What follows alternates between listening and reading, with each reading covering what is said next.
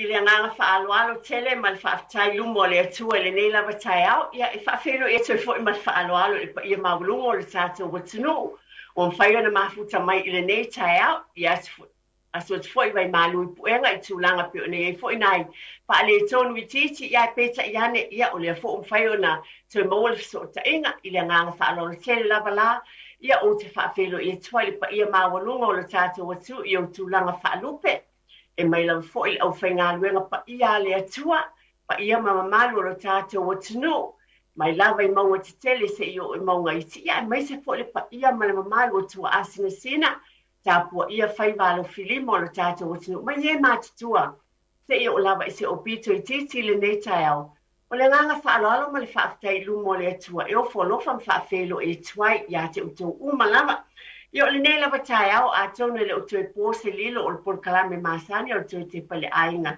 Yo na vai a sata i tasi ai whaafeloa e ma le whaafitai tele lava ma le fia fōi.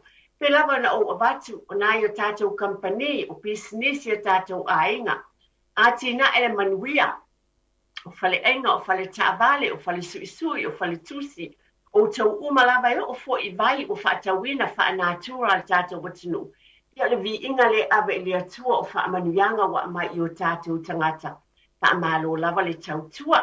Ia e vai te fo le nei taimi ma le tui Tepa le Aiga o tātou Aiga e pele ia te utoma. Whaamaise le atua. O no le bala au pa ia le atua wa whaina ai to wa whea ai foi. Nisi o tātou Aiga i o te talo tawina ia whaamaise le atua soifua. I o tau Aiga mo tātou Aiga le nei taimi ai.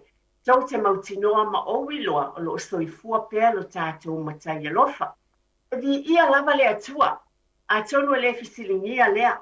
O te fia vatu lava le upu ma le fiongpa ia le atua mo i tātou le nei tai au. Waile o pōse lilo le mātango fio le alofa o le atua. O oele tangata anu Samoa maa ufoi. I o tātou Aiga le fia, mai lava le nā whai ungo le nā vai o sa atoa. Tā penanga o le whaelungaina o le ngangana le tātou o tinu. Te o mai le asapa ia o le atua i tā pua inga e mai se fo i sauninga te penaina mo le whaelungaina. O le asa whanau o le tātou o tinu pele. Se ia o mai fo i ana nafi. O ka pangale a lofa o le atua.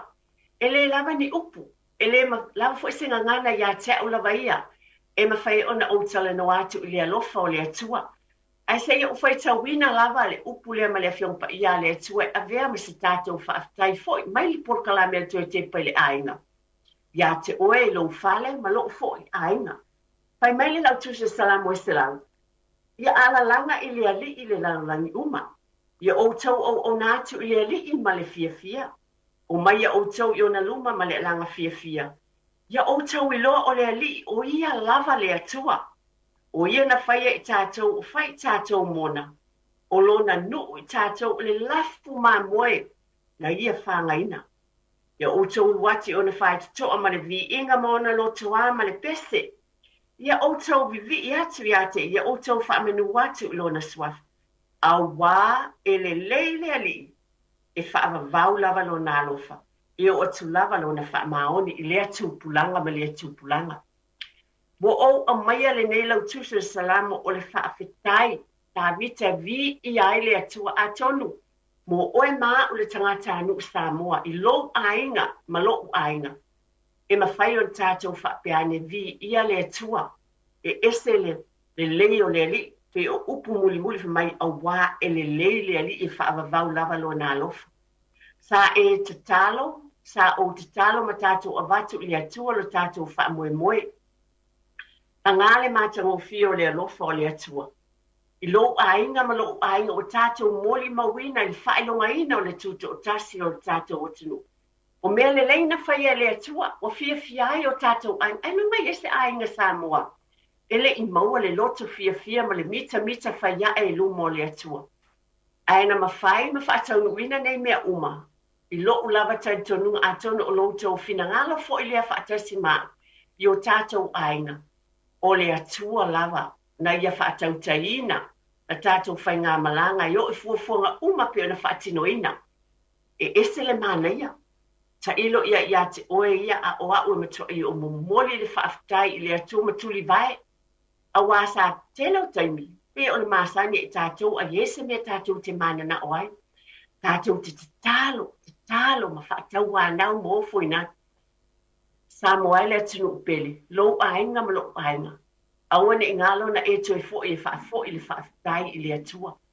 Awa se i longa o tātou mana onga na saa leo tātou loto ai ma le whaanolo tele mai a teau. Toi fo i le whaatai i le atua. E se le mātango fio sauninga uma. Mai le ta ele lava o loto po kalame te pale ainga neias. E vawe ta tala lava le tātou telefoni wha mole lau tō whātia tia. Ona o te manatu. O le tele I o le alofo o le atua na saa mai I o tātou ainga. Mai polo kalame uma lava. O te tala noa uma o whapeane. I lo ainga. I lau whanau. I le alofo o le atua. Anga le alofo o le atua. Awa na tāpena ina.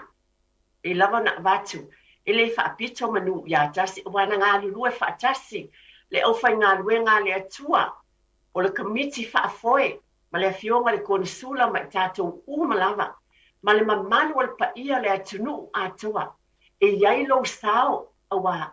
A whai e tele I whaatinoina se isi vaenga. A sa e te talo. Ta te talo lo ainga. Ai longa I se ainga Samoa. Ele I te talo le nei vai tau. Ina ia alofa mai le atua ma ia whaatau nuina. Ele ngata I te tonu au kilani nei au isi pito nu o New Zealand. Alo o tala noa te whaapitoa I lo tātou pito nuu nei o kilani I le mātango fio le alofa o le atua. Whaafetai, tātou whaafetai ma vi ia le ali. O ana por kalame na whaata atitia uma. Whaafetai tele lava. O stavali, matulanga uma pe o na whaatinoina. O vaenga uma I te tonu o lo tātou mauta. O sauni ngā lotu. O tūlanga uma lava. O le sisina e o le tanga vai Samoa, o tūlanga uma pe na whaatinoina. Saunoanga le fionga le tamaitai palemia o Samoa. E mai se foi, e saunoanga le sunga ia au pito su o William Seal. O saunoanga uma I te tono tāpenanga mātango fie le komiti whaafoe whaafitai, whaamalo le fionga le konsula. E mai se le komiti whaafoe I lātou uma.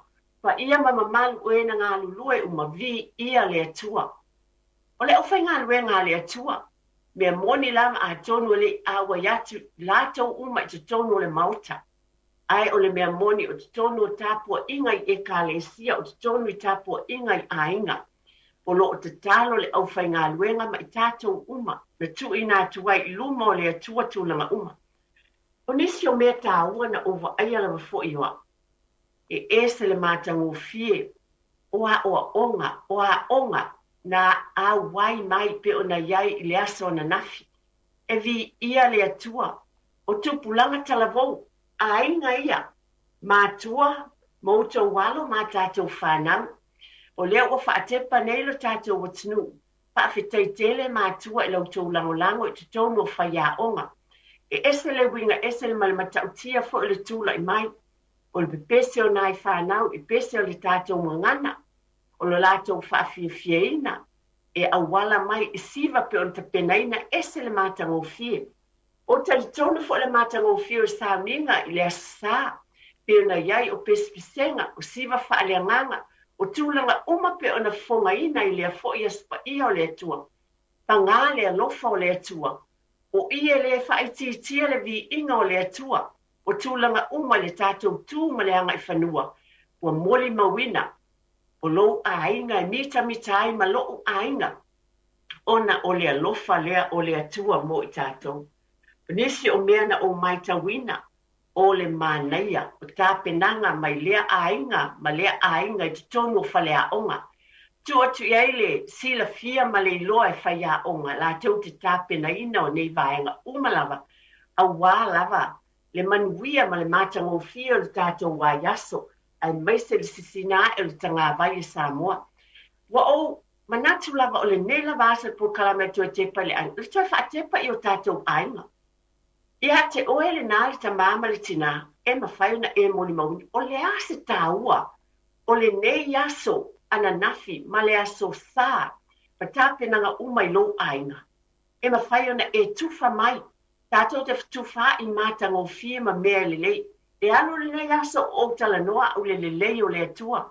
ma le matagofio mea na faia e le atua e auala mai i tapenaga i faatinonga o lenā ua silasila lou aiga lau fanau i faatinonga pe ona iai a o vaavaai e tafoʻi ma tatou silasila i totonu faafiafiaga ananafi mai se o tapenaga i le paia ma le mamalu o tamaliʻi o le atunu atonu o leʻi vaai muamua nisi o taualo ma tatou fanau nisi o nei tulaga pe ona faatinoina ae aogā lenei aso ma nei taimi o lenā vaiasā ma ananafi ma le asā ua faatepa ai lou aiga faatepa ai lau fanau afai mo nisi e leʻi oo atu tatou matamata atu i luga o tulaga faanei ona pō vi ia le li in tapena ina ai foi le radio Samoa mo fai auina mai ai ma sila ia le pa ia ma le mamalo le tatou o tu tapenanga ona faafetaia lea o le atua faamole lava lau tau faatiatia a mai a tatou faasalau faapisinisi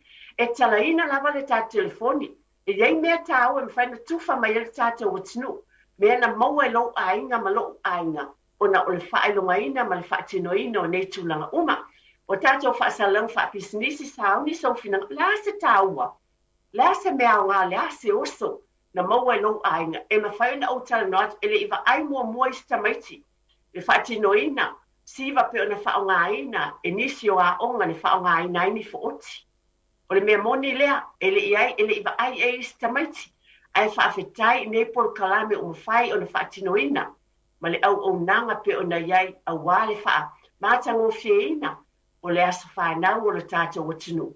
Wa wa aia ialo ma whanau i whaatinonga o la e ma nei mea o. Le atu ina atu i sunga i ate tia, mo tātou whaasalau whaapisinisi. I titi lava sa utala e whai pe afo i mai, ai te tala le telefoni. Whaasua mai, o le asa le lei ma se mātango fina e maua, i le nei vai tau, ma nei aso ma vai atu, mo tātou ainga. Whaatai lau tō whāti tia, ia, whaapoponga tātou proklame o le tō te pai le ainga, pe ona o avati o le folasanga i le amatanga. E ese le mita whaia e le fia lo ta ita lava loto. E ese le mātango fia tele au ngā o le whailunga ina o le tātou wasa whanau le ola sifuru tau sanga. O ina ilu talo, e te sila ma o whaalongo fo i te tonu lava o Aotearoa nei, e sa wanga le afionga le tamaita i palemia. O le urua i palemia tamaita i o le tātou o tunu. E ese le mātango fie, o le asa u whaafonga, le asa la ngona ia te oe, i lea lava taimi au i sa noa mai iai whaatasi i tonu le maota o le tātou o tunu. A tonu e la ngona le fia ma le whaafitai, a tonu foi wa e whaafonga fo i sa noanga, ese fo le mātango fie, sa noanga fo i le fionga ia o Peter Sua, William Sio, ma neia fo i ese le mātango fie o le whaafoina fo i o le pokalame, i tūlanga uma lava mai lava i le asa o tūlanga uma na whaatinoina, i le asa uma vai atu o tūna i atu nei. O le alofa le o le atua, pe o na whaitawina le fionga pa ia le atua. Fai mai lava le leina muli fai upu muli awa ele lei le ali, e whaava vau lava lo na alofa. O ia lava na iai ma ia taitai whaatau tai, le fai ngā malanga o mwhai whaatau nuina nei mea uma le tāpenanga le komisi whaafoi ma le fionga le konsulo. Ma le pa ia ma le mamalu e ka le sia e fia na awai. Lo lātou sao ma le whaatinonga o mea lelei uma ia vi ia le li. Rei ngā lulu e whaatasi uma tangata. Ina ia manuia o tātou tangata anu Samoa e manuia. E iei le sao tele na maua molo ainga. E sira silai o tātou walo ma whanau i mātanga o fie. Tala whaasolo pito o no tātou watinu. So tele o nisi ele i whananau le taimi na whaatino i nai le sisina o le lua i fua le tuto o tasi. Ai peita iane o whananau mai a lātou alo ma whanau. O lea ua wa ai nei, ma whaatinoina o nisi o vaenga tāu e whawhangu mai ai. E whaawa o pēa o le manuia i te tonu i o tātou ainga. Tu e tepa i le ainga. E tāu o le ngangana Samoa e tautala ai i lau whanau. E tautala ai i tū maanga i whanua. O le whaaloalo ma le alofa e awhi ai mea uma. E sa vavali whaatasi ale tātou nganu uma le upo le atua. Whamai o le whaatuatua whaamoemoe ma le alofa. Sile o nāme o le alofa lea o ai o te walo ma tātou whanau. Le tū wha le nganga. Ai o mai fo i le tātou ngā nu e moni langa. o le tātou ngangana, o le whaaloalo ma le alofa e awhiwhi ai nei mea uma. E estere mana i e lau titilo atu, tono talaina ta telefoni te wala au mai ai wha mole mole, e au ngā tele, alo wawa ai atu nafi, e este fo le mata ngofie, o te wawa ai i la eina wha o ngā ina foi, e este le mata ngofie, o lo o te tala mai ai ma wha alia mai ai, o tātou tū manga nu, i tūlanga umai peo na wha o ngā ina. E ese fo le tale ni o le tātou o tunu, pe o na iei na nafi, i o mai fo le asasai, au fai pese, a meise, siva wha alia nganga o tūlanga uma, e o fo la na nafi, wa e wha afonga ma o wha alongo le ese ma le whelanu la nuai, o wha awhiwhiang, o le langona fo le o te wha aftai iaia o le komiti wha afohe, awa, e maali ese, e winga ese fo i wha awhiwhianga, le matanga o fie ta waba aia te fo, le pese mai tu lo lava o pa ia o swafa o le to tele o foi o fai ngā luenga le atua o e nā o ina le kolisia a vele ai o mai e pese whaatasi e se foi le mana i o lela ngona o lo o lela ngona e peona o avati e mwhai ona e vala au mai mai whaasua mai vala au mai le tātou telefoni wha mo le mo lava lau tō whātia tia tolu fit tasi lima i batolu e tā ua i o lo fina ngala o la se whawhangu a le tātou whailonga ina mo lo ainga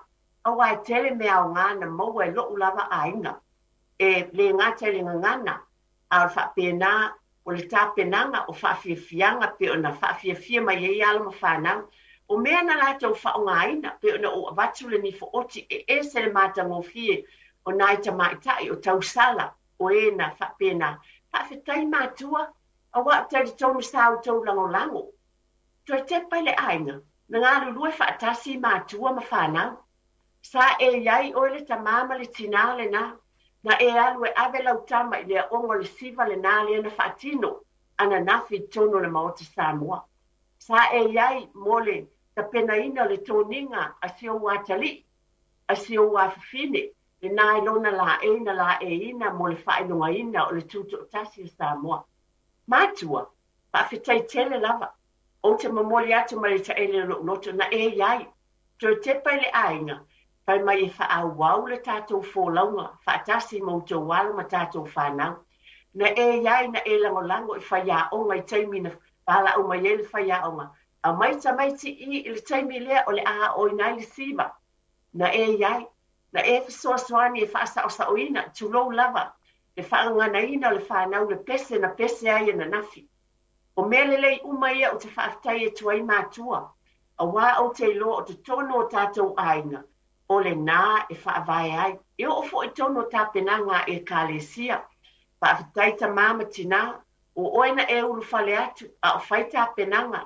O lea o ina o vi inga. O lea o ina o siva whaaleanganga. O lea o ina o tā penanga umo le whaatinonga.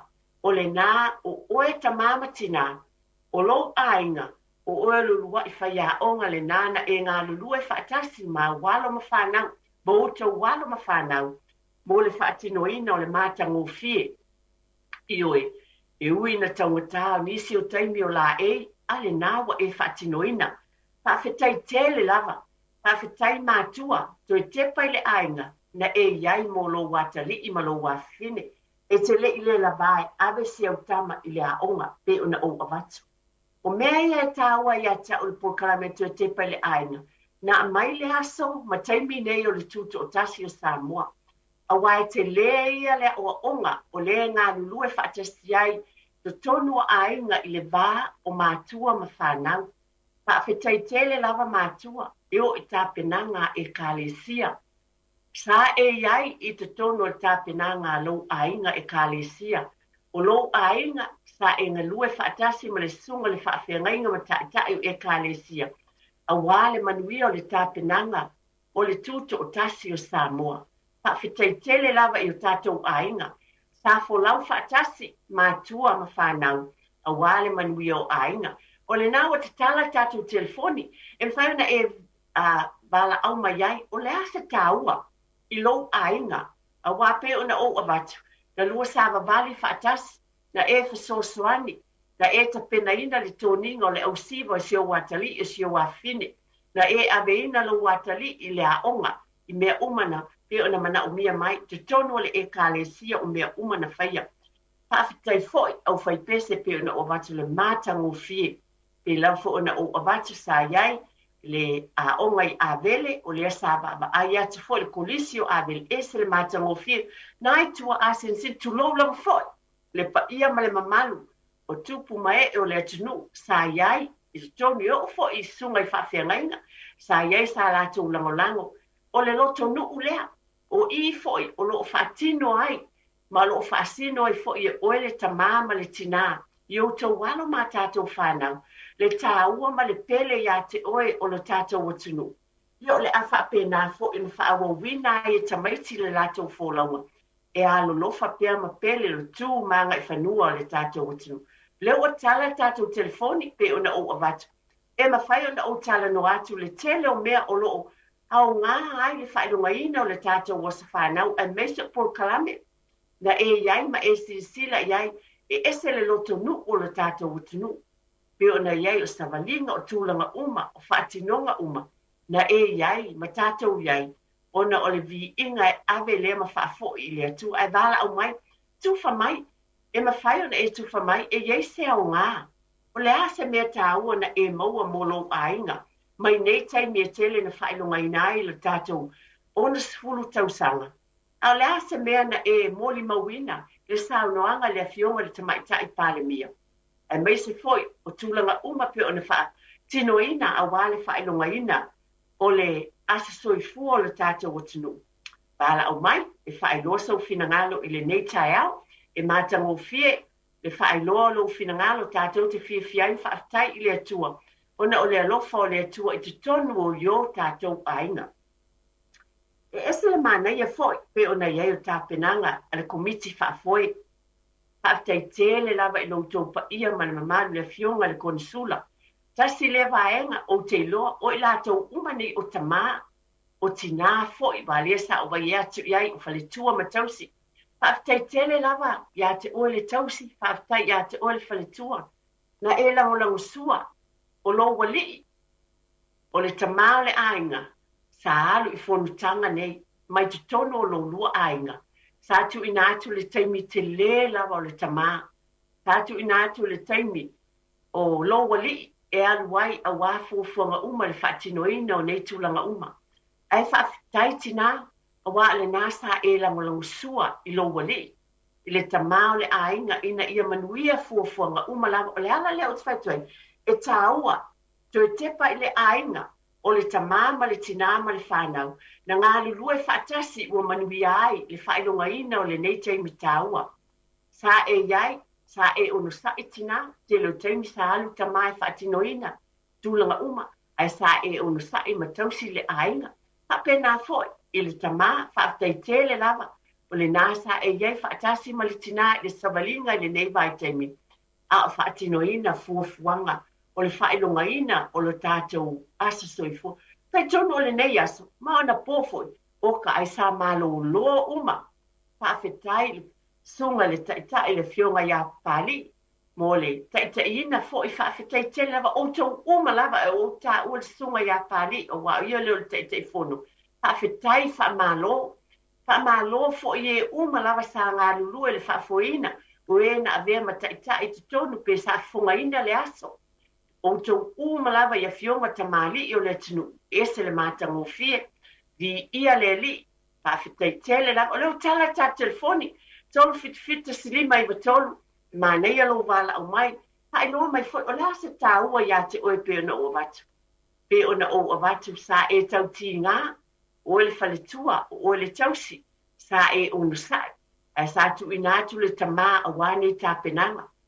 O te talitonu o le, nei aso pōna pō, sa malo no umalawa. Ai ua mapu mai, ai vi ia le atua, whaafetai, tele mea le lei na maua, o tau taimi tā ua na tu inatu. No fo inatu lo tau soifua ma lo tau wola e tau tua. Sa alu lo taimi e tele, e le tau mo fil soifuanga, sa whialua e le taavale le pensini, sa e alu ai, a o whapena na o oina, ese le mānei o pespesenga, mānei e o tāpenanga. E mita lava lo loto lo tina, le pāwa ai atu, ma fia o tina Samoa ta ilo ia te oia a o malo ainga e mawhai ona o whaapeane e whaafetaia le atua o se fatu mātango fia o te tōina fo ele pa ia ma le mamalu o tā penanga i le komiti whaafoe e sila atu iai i le tātou pānau e mei se fo le tō tele lava fo i o i tātou o le tō tele fo i lava o nisi o ainga tulou ai o te loa e tō tele la tō tele i sila fia le loto ma le tāua tātou tū ma le anganu ai o whaapenana whaatinoina i te tono nei sauninga ma nei fofonga uma le mātango fio le atua malona alofa e awala le tū ma le anga i whanua Samoa o whaatinoina ma au mai ai polkalame uma pe ona whaatinoina tala au mai o le nao tala ta telefoni whamole mo lava lau tō whaatia tia tonu fita silima i watonu e māneia le amai o se fina ngalo lo tātou watinu a wale fo i sa sila ma va ai i le tele o mātango fie e sa amai le atua a wala i tāpenanga o nā ia o onga nai whanau e lātou siva e se fo i le māneia o se tasi o tāpenanga se tasi o a onga na whaatino ina ai le tapena ina o le siapo e se le māneia na o mata ma le fia talofa lava talofa eti ia o le suafa ma le whaaloalo ia o lo wingoa o siolo sa no maia o le ase mātango fia la fu se te au tāua mo lo ainga mai e tātou fofuanga uma pe ona iai Pi ia le atua eti mātango fia le tātou polkalame le tai au ia e moni lava lau saunoanga e umalene ia so ele mawhai ona uma ia tala fia e whaamatala ina i fo i le mātango fia o le polkalame fo i a Samoa i le whaamanatuina o le ono se fulu tausanga o se tausanga ese le nei wa o te iloa ea uia sa whaamanatu lava i Samoa ia sa iai fo i sa vali whaaloalo fo i sa whaia onga na iai ia vai taimi ai o te talitonu ia wale wa tele o polkalame wale whaia i Samoa ai wa o vavai atu wa se tulo ta o matamata tu lava i le TV o ka se matango fie e mua na moli ai lava le whaftai le atua o no polkalame wa unga na stau nia le atua ai whaftai fo i le komiti whaafoe sa lato polkalame ina le nei polkalame matango fie le ngata i whafea ngainga ia mai seo i lato uma o ta iulu o matanga luenga o loo tō fia ai ma au naile to atele nisi fo i o tatou tangata Samoa oka e lasi ma matango fie la uwa ai atu whafetai fo i le matanga luenga leo tata wa ai atu oka se whaataua ina o leo Samoa o lo ngā lulue fo i nei atu nu ua poloka le au wala oka se matango fia le whaaya ina o le tatou atu nu e le atua le nei atu nu o lo tatou iai o mea uma o se isi fo i wa inga na uwa ai ena fi malini o ulo i mata i lo u wa ai atu i le taimina saunoa ai le tamai sa i pale lia oka o se taimi mua le nei mai se le taimina whai ai le tau alunga ua whai le siva Samoa ua tau le ilo atu le pale lia i le toa tele o le tatou atu nu uo amu ia i la tau wa whailo ai atu ai ta malini o ulo i mata ma o wa ai atu e se le whai ai ina o le pale lia i le taimi oka se manaia mai se fo i o nisi fo i o whanau sa tale lia fo i ta ino kitara e ina lai i oka e se le matango fio ni whanau sa whanau le nei atu se i tu lou ai ua lato whai a ina le tatou atu e ala i ta leni e ala fo i le tau tala mai i le wha Samoa o la ua fo i le nāti uto lo whai whanau ala whanau o te o iai upu whai ngofie ta alofa o a mai oe ave iai le whaafetai mole o upu whai ngofie nai a matau na o ai whanau ia te tupua e awa i latou ia wa latou loa mea sa o inatu wa le taimi nei fo i o tātou fo i o mātua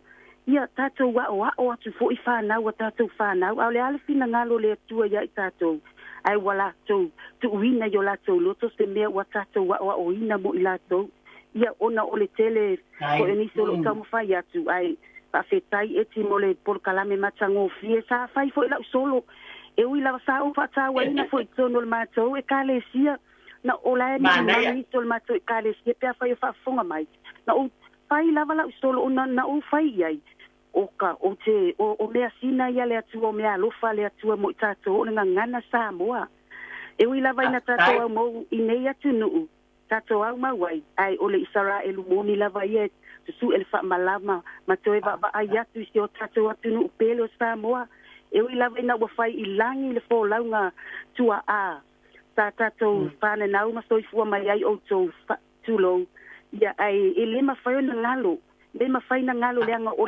ole ngangana Samoa fa ta ua ia te o a ulava ia ole Samoa o fia lava yo iai ole sala ole tu ole savali ole nofo e loa lava le tangata ilana ngangana e loa lava Samoa ilana tautala ole tu maleanga fa aloal ia o se anga o tele ni so tam faiatu fa sai eti manuia le aso Tele lava o le langona lea ese le matango fie pe o le Samoa le tina tatou te tau whailangona umar fifi o lo iai tatou minute lo toe peona e bala au mai ai peona ia au mai fo le taua e ese le tele o me ta e alwala nei aso o te whaamtala le tele o mena whafango e le atua i lo uloto a o tatou iai nei vai tau tolu fit silima i batolu e mwhaona e whailo molasa o ngā molo lava ainga e tele i o mea o ngā peona o vatu whafango e fo i le atua le vā o tatou mātua ma whanau o le tamama le tina pe ona o vatu e ngā lulu e whaatasi ai o le tele i o ainga na ngā lulu e whaatasi te mine o tā pena le wha moe nei sa ngā lulu e whaatasi i le te alofani sa ngā lulu e whaatasi e tu wawanoa lesi pe ona o vatu a o tā pena ai nei tā penanga i ei teimi pe ua pisi uma e sa whaavanoa lava le teimi o le tamama le tina ina ia iai mo le whanau ina ia watu e tāpena pena mo tāpenanga fo i le whanau i e tono whale a onga. Whaatei lava mātua sa o tau iai, tātou whaile paketi ina i mawhai na whaatau le ofu o le tōninga le nā, si o wala nā sa siva le lātou wa onga. Whaatei a mita lo loto, o si o watali, o si o wafine nāna siva le lātou wa onga. Nāna iai, lo iai tātou, taimi awa noa tolu fiti silima i batolu te wala au mai iai. Whaataita māmo lo un sai. Mo li atu whaataitele lava wasa e ia lango lava. Ia e meiso o tāpenanga uma. Sa tau ngā lulu e whaatasi te tono o tau ainga. Ina ia maua le file mu. Ina ia mwhaen whaatinoina uma fuafuanga. A wale manuia o le whaatinoina o le whaalungaina o le tātou. As soifua o le tātou watinu. E meiso le vai aso le ngangana Samoa. Nona winga. E te le. Ui o whaatinoina i tua atu le whaatinonga o le tuto o tasi Samoa. Ai sa iai le ngā luenga tele i te tonu o ainga. Sa iai vaenga tā ua sa i te tonu o le ainga a wale tā penanga o nei wha moe. Na ngā lue whaatasi ei mātua ma whanau o le tamama le tina. Sa ngā lue whilangolango mai i le taimi ina ia whaataua ina fuafuanga uma. Lea e whaafitai e tuai. Wasa au tau whapena no tau langolo sua.